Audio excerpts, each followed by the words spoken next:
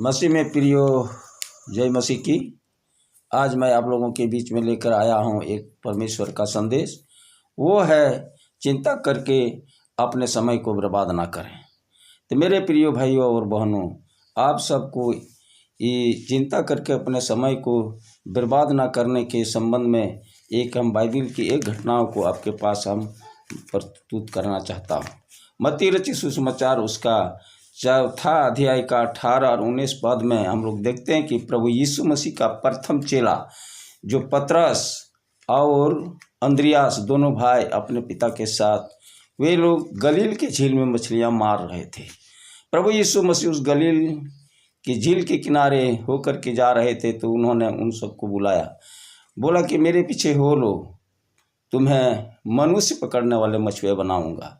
वे लोग उस वचन के अनुसार उन्हें जाल और नाव और अपने पिता को छोड़ करके यीशु मसीह के साथ चल दिए और बड़े सक्रिय के साथ 3.5 साल की यीशु मसीह के मिनिस्ट्री और सेवकाई में साथ रह करके तमाम प्रकार की चमत्कार और आश्चर्य कर्मों को देखा और उसने बड़ी जिम्मेदारियां के साथ उनके साथ रह करके सारे कार्य को किया। लेकिन कुछ दिन के बाद प्रभु यीशु मसीह मरे गए, गाड़े गए और मृत्यु में से जी उठने के बाद 2 बार वो पतरस और उनके 12 चेलों के साथ वो 2 बार उन सबों से मुलाकात भी की, उन्हें आशीष दी। परंतु फिर भी पतरस ने एक दिन सोचा कि अब तो यीशु मसीह मेरे साथ है नहीं, अब क्या करें।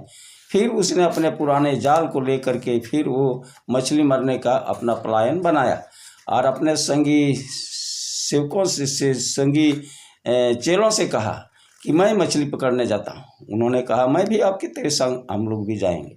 और जा करके वो तिबिरियस झील में रात भर उन लोगों ने मेहनत की और जाल को डालते डालते थक गए, लेकिन एक भी मछली नहीं पकड़ में आई।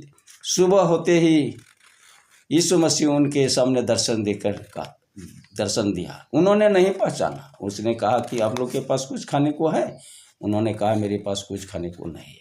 तो उन्होंने बोला कि नाव की धनी और जाल डाल। और जब जाल डाली तो जाल भर गई और इतनी मछली लगी कि खींचने सके। तो मेरे प्रिय भाइयों और बहनों, यीशु मसीह के चेले पतरस, जो यीशु मसीह ने उसको मनुष्य पकड़ने वाले मछुए बनाने के लिए उसको बुलाया, लेकिन जब यीशु मसीह उनसे मृत्यु के बाद वो अलग हुए तो उन्होंने फिर अपने पुराने धंधे को याद करके वो अपने समझ के सहारा ले करके वो मछली मारने चले गए, लेकिन उससे कुछ भी हाथ नहीं लगा। मेरे प्रिय भाइयों और बहनों, इसलिए परमेश्वर का वचन कहता है नीति वचन की 3 अध्याय के 5वां पद में, अपनी समझ का सहारा ना लेना, संपूर्ण मन से वह पर भरोसा रखना। इसलिए अपने समझ के सहारा लेने वाले लोगों को परमेश्वर की ओर से उन्हें कोई भी आशीष प्राप्त नहीं होती है। तो इस वचन के द्वारा आप सबों को आशीष मिले।